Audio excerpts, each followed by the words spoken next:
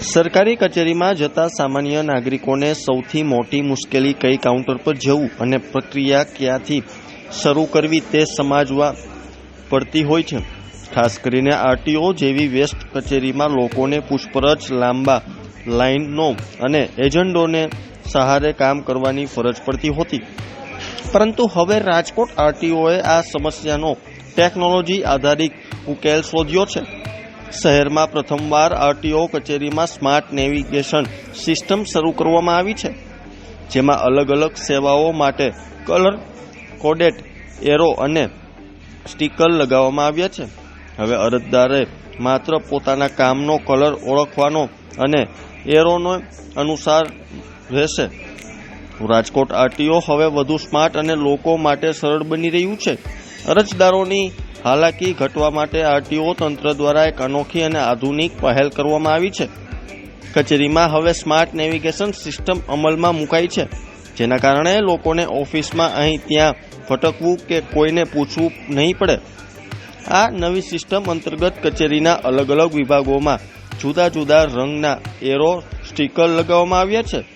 Licence, વાહન registration, tax, transportation, transfer સહિતની સેવાઓ માટે અલગ કલર નક્કી કરવામાં આવ્યો છે.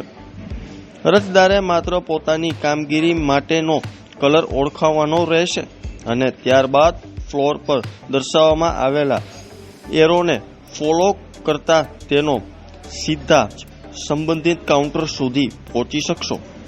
રાજકોટ આરટીઓના અધિકારી ઇન્દ્રજીત ટાંકના જણાવ્યા મુજબ આ સિસ્ટમનો મુખ્ય હેતુ લોકોની મુશ્કેલી ઓછી કરવાનો છે.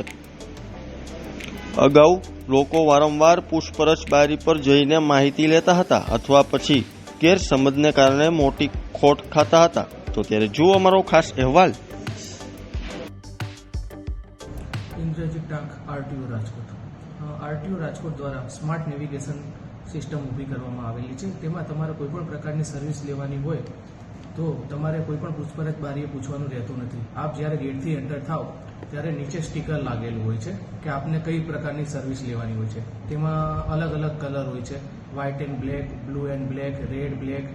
એ રીતે તમારી સર્વિસનો જે કલર હોય એ કલર તમારે સિલેક્ટ કરી અને તમને એરો દર્શાવેલા હોય છે. એ એરો તમારે જે પણ સર્વિસ લેવાની છે તે સર્વિસના કાઉન્ટર સુધી લઈ જશે અને તમારી સર્વિસનું ત્વરિત નિરાકરણ આવશે. આપણે કોઈપણ બારીએ કે કોઈપણ લોકોને પૂછવાનું રહેતું નથી કે મારી સર્વિસ ક્યાં અને કયું કામ કરશે.